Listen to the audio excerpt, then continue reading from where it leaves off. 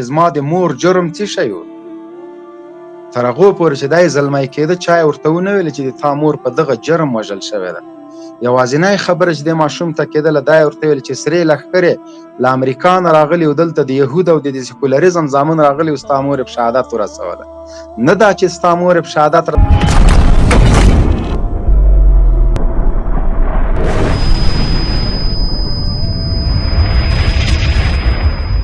خوانه دا یو اسلامي میډال نه ده چې هغه د امیرالمؤمنین ته ورکول شي. دا چې امیرالمؤمنین ته د نوبل جایزه یا داسې یو میډال ورکول هغه د افغانانو لخوا نه وشي، باید په ځانګړې توګه د هغه چا لخوا نه وشي چې هغه باید 100 په 100 کې وژل شوی وای، ځکه 20 کاله د امریکایانو په ګنډه کې سر کته کړی و او د امریکایانو چوشاکې خوله کې نیولی. د طالب په راتلو سره هماغه خلک چې موږ یې وژلو، زموږ کورونو باندې چاپې اچولې، د امریکایانو جاسوسي یې کوله، مزدوري یې کوله، فاروکشي یې کوله، افغانان یې قتلول، هغه خلک باید دا جرأت وکړي، ځکه د ژوند کولو حق ورکول شو امیرالمؤمنین ته د نوبل جایزه ورکړي. هغه خلک باید امیرالمؤمنین ته د نوبل جایزه ورکړي چې 20 کاله د امریکایانو سره په یوه خوله چغې وهلې او موږ یې پنجابیان بللو او د امیرالمؤمنین پسې 100 رقمه ګستاخۍ او توطیې کولې. هغه خلک باید د نوبل جایزه امیرالمؤمنین ته ورکړي. زموږ خو مشر ده، زموږ خو مال، بچي، سر، هر څه د امیرالمؤمنین نه قربان ده. تر دې به زیاته غټه جایزه نور څه شی وي چې د امیرالمؤمنین په امر باندې سینو نه بارود تړو. تر دې به غټه جایزه او غټ ویاړ د امیرالمؤمنین دپاره څه شی وي چې علما، حافظان د قرآن د دې وطن ویاړلي شاه زلمي د ده په امر باندې بغیر ترخه د امریکا غوندې امپراتوري سره یې ټکر وهي. د نوبل جایزه باید هماغه خلک امیرالمؤمنین ته ورکړي د طالبانو پښې ښکل کړي. په دغه چک پاینټونو باندې چې ځي دا مجاهدین چې ولاړي، دوی باید د دوی پښې ښکل کړي، ځکه دوی یې وژل، دوی ته یې تروریستان ویلي، دوی په کورونو یې انګریزان راوسته، یهود یې راوستل. اوس چې چک پاینټ ته راځي دوی ته د ژوند کولو حق ورکول شوی، دوی باید د ورځې 10 وارې د دغه طالب پښې ښکل کړي. دوی څه وحشتونه نه و چې دوی ونه کړل. دوی را جګ سول، د سرو زرو میډال ټرمپ ته ورنه کړ. همدغه فراد اکبري خاین د اربکیانو مشر د ټرمپ ته میډال ورنه کړ. ټرمپ د کوم میډال مستحق و؟ دوی په خپلو زامنو د ټرمپ او بایډن او بوش نومونه کېنښودل. نو د میډال مستحق امیرالمؤمنین ده، خو باید هغه څوک میډال ورکړي چې دوی ته د ژوند کولو حق ورکړو، دوی ته عفو وکړله. راځو دې ته چې افغانستان امن ده. څنګه امن ده افغانستان؟ ولې امن شو؟ ولې دلته د 52 هیوادونو سرې لښکرې او ټکنالوژي او ډرون او هر څه راغلل، افغانستان یې امن نه کړ؟ علت به یې درته وایم. زه طالب نه وم، دلته زرګونه طالبان چې په شهادت ورسېده دا طالبان نه ول، دا هغه ځوانانو چې د طالب حکومت یې اصلا لیدلی نه و. یو 19 کلنه 13 کلن ځوان چې په 2018 کې شهید سو، هغه د طالب نظام نه و لیدلی، هغه د طالب تر حاکمیت لاندې ژوند نه و تیر کړی. هغه چا دې ته مجبور کړ چې طالب شي؟ هغه امریکایانو مجبور کړ، امرالله صالح مجبور کړ، لنډغر او کولابیانو مجبور کړ. کور یې چاپه ورته و او پلار یې په بېدردۍ سره د ده تر مخې شهید کړ.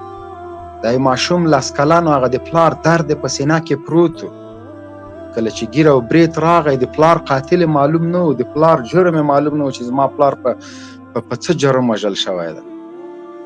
هغه 2 کلن ماشوم چې په هلمند او په قندهار او په بولدک کې، په لوګر او په ننګرهار کې د مور په غېږه کې، له دې نه چې د مور پی وربي، د مور وینې څټړې، مور په شهادت رسېدلی، وخت چې دی راغټېږي کلیوال ورته قصه کوي چې تا د مور د پی په جای د مور په زخمونو خوله ایښې وه، د هغه وینې دې څټلې. هغه ماشوم پوښتنه کوله چې زما د مور جرم څه شی و؟ تر هغو پورې چې دا یې زلمی کېده چا یې ورته ونه ویل چې د تا مور په دغه جرم وژل شوې ده. یوازینی خبره چې دې ماشوم ته کېدله دا یې ورته ویل چې سرې لښکرې له امریکا نه راغلي او دلته د یهود او د سیکولریزم زامن راغلي او ستا مور یې په شهادت ورسوله. نه دا چې ستا مور یې په شهادت رسولی، د هغه تر څنګ د تا خویندې شهیدان کړي، د تا پلار یې شهید کړی، د تا کور یې بمبار کړی. هغه ځوان لاچاره په زړه کې د انتقام اور بلېده. هغه د انتقام احساس درلوده، بالاخره چې ځوانیږي، بازو مټې زور پیدا کوي، تورې ته لاس کوي او خپل د پلار او د مور کساد له دغه خلکو نه اخلي. دلته دربدري ټول همدغه خلکو راوستله. دلته باګرام او پلچرخي او نورو زندانونو د طالب سازۍ فابریکې جوړې شولې. د دوی وحشتونه او ظلمونه چې طالب را وټوکېد او طالب را پیدا شو، د طالب تر وزر لاندې هر هغه زخمي افغان چې په زړه زخم لیدلی، د انتقام څپه یې درلودله، بغیر له دې چې بلې خواته لاړ شي، د طالب تر وزر لاندې بهترینه انتقام اخیستلی سو. دا چې یو ځوان دې ته مجبوریږي، باور په خدای وکړئ، د ځینې استشهادي ځوانانو چې ما ورسره ملاقات کړی، ما ورسره کتلي دي چې څه وجه ده چې ته خپل وجود نه بارود ته وایې، یا سبا یا بله ورځ د استشهاد ډګر ته. د هغوی علتونه او عاملونه چې زه تاسو ته ووایم، قسم مې دی په خدای د ویښ ضمیر خاوندانو زړونه پړک شوي. یو ځوان چې دې ته مجبوره کېږي، خپل وجود ډېر ګران ده، چې هغه له خپل وجود نه واسکټ تړي، بارود تړي او یا په لسګونو ټنه بارود د پاسه کینی. د دغه ځوان احساسات پوهېږي چې ولې دې حد ته را رسېدلي دي. دا د لاچارۍ وروستی حد ده چې یو څوک د دښمن د ځپلو په خاطر باندې وجود باندې خپل په غوښو په هډوکو باندې انتقام اخلي. نو که چېرته طالب هم عین کار کړی وای، د مجرم په نامه، د قاتل په نامه، د جاسوس په نامه، د امریکایي په نامه، د غلام او د مزدور په نامه باندې د خلکو په کورونو باندې چاپی اچولی او د شپې خلک له خوبه ویستلی وای، طبعا هغه طالبان چې په دې نظام کې کار کوي او قربانۍ ورکړې وې، هغوی به هم زړه دردېدلی وي. له دغه حالت نه به دښمن څو استفاده کړې وه. د طالب په وړاندې به د مقاومت صفونه دومره قوي شوي وو چې اوس به اصلا د طالب په وړاندې د جګړې امکان دا نه و چې طالب جګړه مهار کړي. دغه هوښیاري، دغه درایت او دغه افتخار د امارت اسلامي د زعیم، زه خو وایم قسم مې دی په خدای وي، اول به ما دا د ضیاء الرحمن صاحب شاید ده باور په خدای وکړي چې موږ به د اردو عسکرو ته لبیک ویلې، موږ پې شرمېدلو چې دې عسکر ته څنګه ورور ووایم. هغه څوک چې امریکایانو ته وایي لاس مه اچوه، ده ته زه څنګه ورور ووایم؟ چون د مشرانو امر موږ ته به یې هدایت دا و چې دغه خلکو ته د ورونو خطاب وکړئ، رایه ولې خپلې غېږې ته دعوت ورکړئ. موږ به لمبرونه همیش په لایفونو کې په خپرونو کې دوی ته لمبرونه خپرول. هغه څوک چې د جلب او جذب د کمیسیون کې د اړیکو د شمارو د ارتباطاتو مسؤل، ما یو څو وخته مخکې په کمپنۍ کې ولید، ما ته وایي زه دې وپېژندم، مالنه وایي زه هغه څوک یم چې تا به لمبرونه په لایف خپرونو کې نشول، د ورځې زرګونه عسکرو به موږ ته ټلیفونونه کول او د اسلامي امارت له صفونو سره به یو ځای کېدل. باور په خدای وکړئ، دوی ته په ورور ویلو موږ شرمېدلو، خو د مشرانو امر او هغوی په امر باندې چې هر څه هغوی ویلې موږ منلي وو. دا خو یو عادي خبر ده چې دښمن ته ورور ووایه، هغه سرکوزي ته ورور ووایه چې د امریکانو په چوپړ کې پروت و. امریکانو زه ورته دښمن جومات، محراب، مولا، مدرسه، هر څه دښمن ورته معرفي کړی و. هغه خلکو ته ورور ویل یقیني ډېره غټه ګرده غواړي. خو د مشرانو په دې کې حکمت و چې الحمدلله بغیر جنګه زه د دې شاهد یم چې په قندوز کې 6,000 کسان د قندوز له قلي اردونه په یوه ورځ سلاوي کېښودلې راووتل.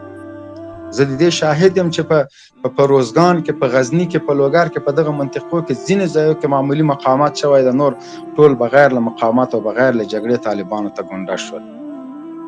په ننګرهار کې خو ټک لاونه شو، په کابل کې خو ټک لاونه شو.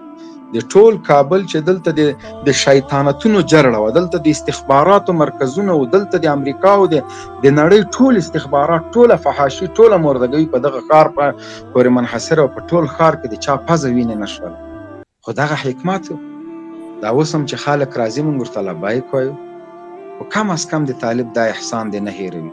هغه څوک چې موږ ته زولنې اچولې څارندوالانو، هغوی موږ د ورونو خطاب اوس نه ورته کوو، ځکه نو افغانستان چې امن ده، دا د یو سالم مفکورې، د یو سالم رهبریت نه رهبري کېږي.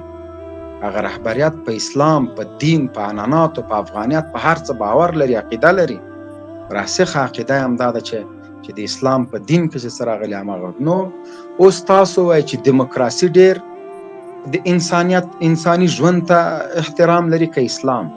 اوس تاسو وایئ چې کرزي د هېواد ته ډېر خدمت وکړه، د افغانانو وینو ته یې ډېر احترام درلوده که طالب مشرانو؟ اوس دا راته ووایه چې له غرب نه راغلي سیکولران ډېر رحم درلوده که دلته افغانان چې په خپله د دې هېواد راټوکېدلي خلک دي دوی خو موږ وژلو. باور په خدای وکړه چې زه په 2008 کې له داسې یو پیښې سره مخ شولم چې یو افغان بې غیرته عسکر ماته ویلې چې پرتوګ دې وباسه. ولې تلاشي کوو؟ امریکایانو امر و، ده راته اصرار کوه. نو زه من حیث یو افغان چې یو امریکایي مخکې د ما پرتوګ باسي او د ما تلاشي اخلي، دا خو پرېږده چې د زرګونو افغانانو هګیو مادرزاتي ته به امریکایانو لاس کوه د تلاشۍ په نامه باندې.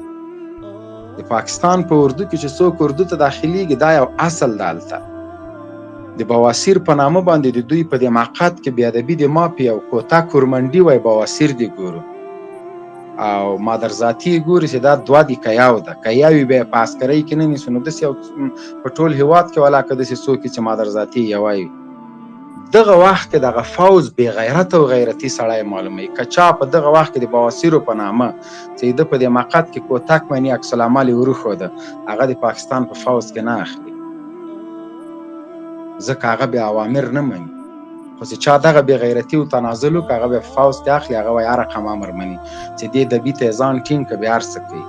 نو امریکایانو هم دغسې له افغانانو سره یو برخورد درلوده.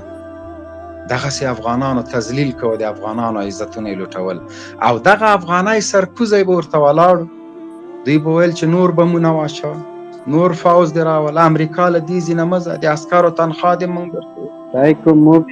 مبین تو منظورت این است که خیلی امرالله صالح و بسم الله خان اینا را تو مثال میتی که پرسان کو امرالله صالح را پرسان کو بگو د مرکز یو دقیقه صبر وکړه همدغه امرالله صالح ته قسم ورکړي او ورته امریکایانو د بواسیرو په نامه باندې په دې مقعد خصوصي کې ډنډه نه ده درمنډلې. دغه نورو ته دا ټولو ته دغه اردو کې چې وخت تېر کړی دوی نه تاسو پوښتنه وکړئ. امریکایانو داسې معمولي کاغه باندې توهین نشته کو بیا در سعی کو دی ان ای شکو ما ماشین فعلا هم فعال است از مو بشانش اگه دغه کار نه ور سره کړی بیا وای ما سره ماشین ستا ما خو ویلې زه به له فتح نه وروسته راوړم په میدان کې به اقدم خو هغه عافیه داسې کار وکړه هغه ماشین باندې هسې موږ پیسې ورکړلې تاوان یې مس نه راکوي که نه دا به ټول موږ پې کتل.